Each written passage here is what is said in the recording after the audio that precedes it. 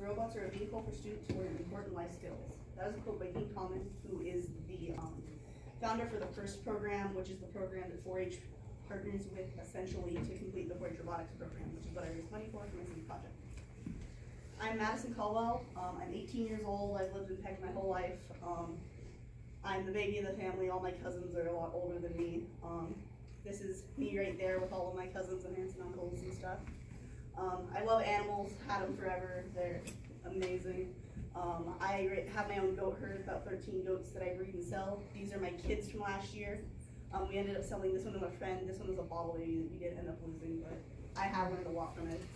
And then that was my 4-H steer, my second year in the project. He's the steer that kind of helped me through a lot of it and taught me a lot. So those are a couple of my favorite projects just because of all that I could learn from them. After high school, I want to go to the University of Idaho for my pre-vet, and then WSU for veterinary schooling, how to be a small and large animal vet. I want to stay in the area, hopefully after I figure more stuff out, get my own clinic eventually. I do want to stay involved with the 4-H program just because it's helped me so much. My mentor is Eileen Rowan. She's amazing. She's led me through a bunch of projects ever since I was 8. She has been in 4-H herself for 36 years between her parents, her siblings, her kids. They have over 100 years in the program. She also was the coordinator at LEAP, which is another after-school program for 4 years. She loves kids. She loves helping. Her and I have worked together with leadership on a lot of stuff. We do a lot of camps. A couple of years ago, it was her and I and 30 kids running around for a week trying to keep them all under control. So it was really glad to have her as my mentor. For my paper, I talked about the disadvantages rural youth face in their education level, in how our economies are different and things like that. A lot more rural youth drop out than our urban counterparts. There's a lot, and then I talked about how after-school programs and 4-H included help with that. Give kids a safe space, give them their own space, and give them an opportunity to learn. Those are both statistics that I used in my paper. 4-Hers are 4 times more likely to give back to their community, 2 times more likely to make healthier choices, and 2 times more likely to participate in STEM, which is robotics. I decided to fundraise for robotics because I've been in the program for 7 years. I always knew I wanted to do something for 4-H. That's my senior project, just because I loved it so much. Robotics has also given me a lot of opportunities. One thing that's in my portfolio is a letter I got from an engineering school in New York inviting me to apply for a scholarship because I won a Dean's List award. That also gave me the chance to go to Houston to the World Finals for the FIRST program. So I got to see teams all around the world competing in the elementary level, which is FLL, the high school level, which is FTC, and then the even higher level, which is FRC, which is robots that take up an entire gym and are doing a bunch of different stuff like that. So that was a really cool experience. So 4-H has given me a lot of opportunities, so I wanted to take the chance to fundraise and get other kids opportunities like I've had. So my project goal, I wanted to fundraise for the project. It's a very expensive project. We have a very high budget each year because we have to buy equipment, we have to register for competitions and everything like that. Also at the start of this season, we were kind of out of a place to go. We were working out of the Clearwater County Extension office, which meant we had to put up and take down all of our stuff each meeting. That was about an hour, if not 2 hours of our time that we couldn't spend on our robots. The FLL team, which is elementary, we start meetings right after fair because it's in 4-H, so the first timeline and the 4-H timeline don't line up well. So the elementary team, they competed their first time in December, and they had from the end of fair till December to get up and ready for our regional competition, or our district competition, and then we have 2 teams that competed in that competition that are going to our state competition, which is this Saturday. So then after that, we had a team go farther than that, so I guess they could, but we are expecting to take all of it down and set up more of our stuff. So we were also looking for our own space at the start of the year, so we didn't have to do all of that all the time. So I did various fundraisers throughout the year to meet this goal. My first one was a car wash. This was my first one just to kind of get my foot in the door, get going. I didn't take as much time planning this as I really wanted to. I started late, I didn't get as much advertising out as I wanted to, I didn't get the space I wanted to. I also didn't get as many members notified about it as I wanted to. We only had 3 kids there, including myself, to do it. We did end up being able to do it, we had people come by. Because I didn't get a good space, we were out at the extension office, so we were outside of town, not a lot of people came, but those that did got to see my, excuse me, got to see my flyer on Facebook. So a lot of people were people that knew the kids, so it was great for them to see their own family come by and support us. So it wasn't as good as it could have been, but it was a good starting fundraiser, my first fundraiser that I organized by myself to get everything started. Next was a pulled pork dinner. This didn't really turn out how I planned, but it was a lot of fun. I planned for this to be my big event. I wanted to showcase 4-H to the community. I wanted to showcase robotics to the community. I just kind of wanted to show it off. I didn't get as much advertising as I wanted done, so we didn't get as many people there as we wanted. And we also had a problem with pricing. We made a full meal. January Spencer was kind enough to donate pork shoulders, so that was no cost to us. So we were doing a full pork sandwich, and then we also had sides donated by all of the members. So it was a full meal, which we priced as a full meal. But then, as you can see, we had games like checkers, face painting. We were playing with animals, so it was more of a kid-targeted event. So it just didn't line up if a kid was only going to eat half of a meal that was too expensive for a family of 5. So it wasn't as good as we wanted it, but it was a lot of fun. We had a lot of kids there from the teams that got to play the games and got to see the animals and got to meet each other. We have about 5 teams just in our county, so just to see all the kids come together. I didn't know a lot of the kids on the FLL teams, which is the elementary team, so it was cool for all of us to get together. We made $671 from that event also. The last fundraiser that I organized was a bake sale. This is what we usually do, bake sales. This is what our program always does, is bake sales. This was a lot easier to organize than anything else. I just had to ask the post office if they were okay with us being in front of the post office, and then we brought tables. Each of the kids brought, every kid either brought something or stood there and sold stuff, or both.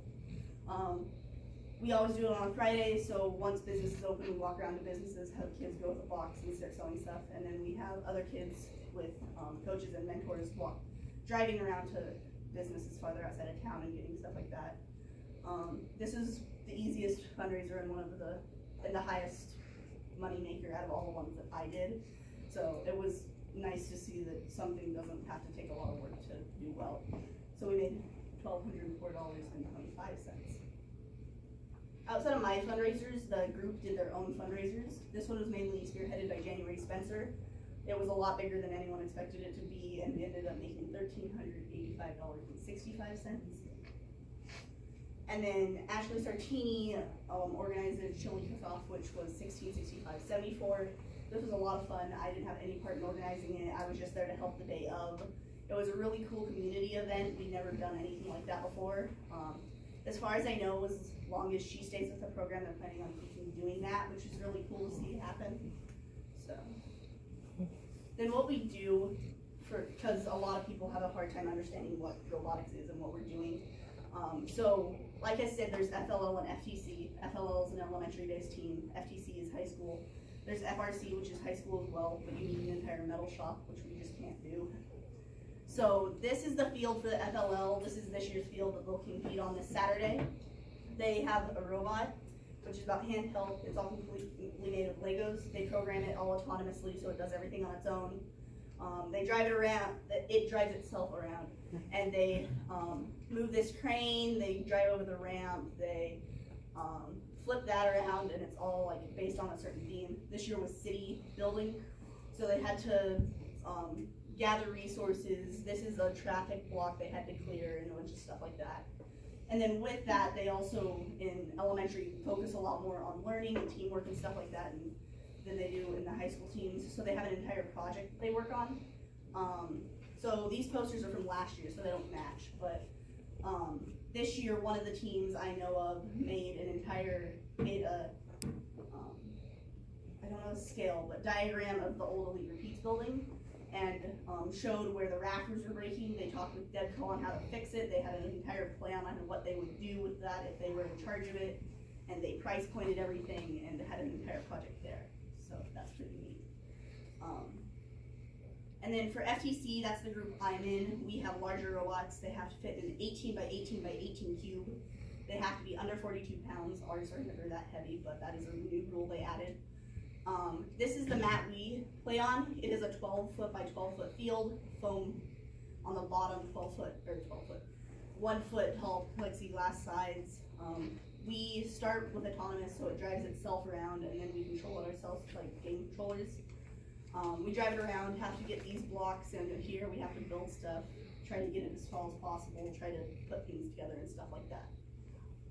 We also work in alliances, so there's 4 robots in the field at one point, and then 2 teams work together to try to get as many things as possible.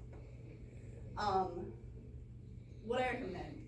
I recommend fundraising for something you believe in. I love this program. I love the leader. I love the kids. Along with this, we also do camps where we have everything set up for a week. We have kids come in and learn about robotics. Some go on to join an actual team and compete during the competition. Some just come every year for the camp and never move past that.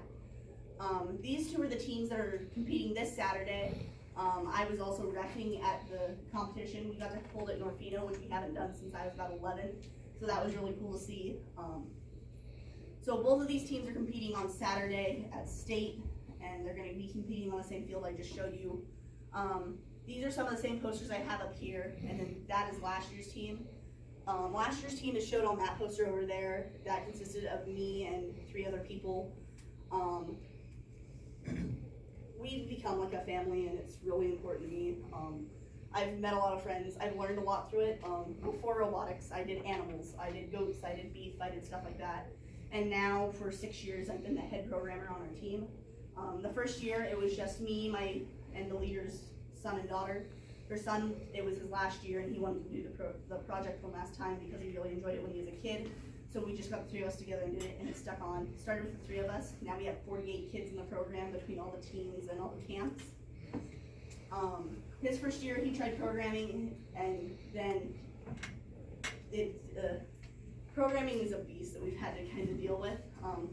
The second year I was in the high school team, I tried programming, and the 3rd year was the first year we had a working robot before competition. It was the first time it was able to move, because that's something I really enjoy about the program is you can show up to the competition with a robot that doesn't move, and you'll have 5 teams over there teaching you how to program and making sure you're moving. So my 3rd year in the program, I was programming. As our first year we had a program bot at competition, which was really neat. So that was our FTC team last year. This was one of our FLL teams last year, where they were doing more on space. They had an entire Earth model, and they also went to state that year. And then over there, the smaller one is We Do, which we just started. Last year was our first year with that program. It's considered the FLL Junior, so kids under 8. I don't have any pictures with me, of course, I didn't get them. But this year, they were similar to the FLL, where they were making a city. So one of my favorite pictures is there's an entire table full of different little Lego creations all these like 5, 6, and 7-year-olds made. And they made their own city and decided how it would work and everything like that. So I really enjoyed that, and that's really cool. The criteria I met community service because robotics has done a lot for our community as well as 4-H itself. I donated all profit to the club, and which will go towards equipment and registration and camps and stuff like that. Also personal growth. I learned a lot about organizing, about my expectations on myself, about robotics, and everything in that aspect. The results, me and the other 2 fundraisers by the group, we raised $10,746.81. My fundraisers alone, I had $2,045.90. Our budget that we started with was $6,700.79, and that would cover our bare minimums, which included registration, new parts, and everything like that. We were also able to get our own space, which is shown here. This was taken a couple weeks ago at our Sunday meeting because we practice every Sunday.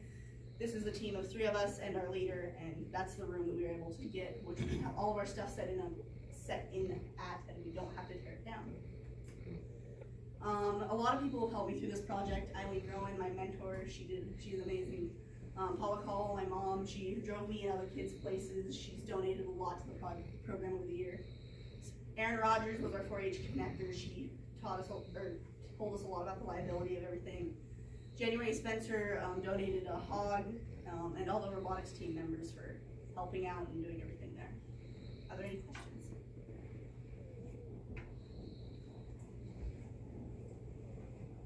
Wow. Yeah. That was, So where is your room? that We're at the you- VFW. They gave us Okay. they are renting us a room for a very low price, and we've been able to be in there. that's cool. Yes. Are you hoping to have this project carry on?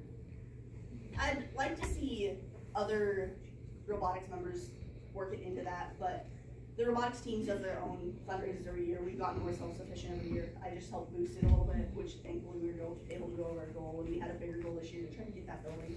Mainly, I just like to see people fundraise or something they believe in. So, it's robotics is so close to me. I just like to see people. So for your future, are you trying to get into programming more, or? Not really. It's kind of turned into a hobby. More just a vet? Yeah. I really want to stay into veterinary stuff. I'm sure there's going to be some computer stuff in there, but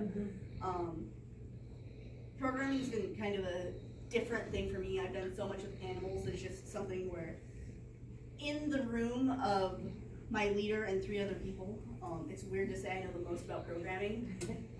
I'm currently, since it's my last year, I'm teaching 2 other girls how to program, which has been great.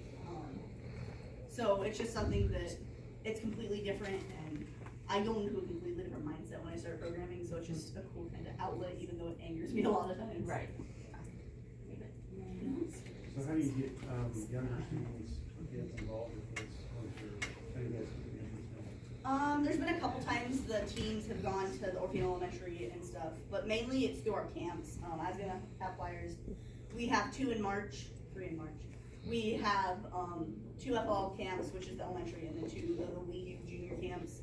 So it's they have to pay 4-H admittance, and then they have to pay extra costs for like the cost of the robots and everything. They get to play with the robots for a week. They can build something that they can throw Legos at each other, whatever they want. But we found there's a lot of Legos being thrown. But there's a lot of kids that go from just the week-long camps into the teams. Nice.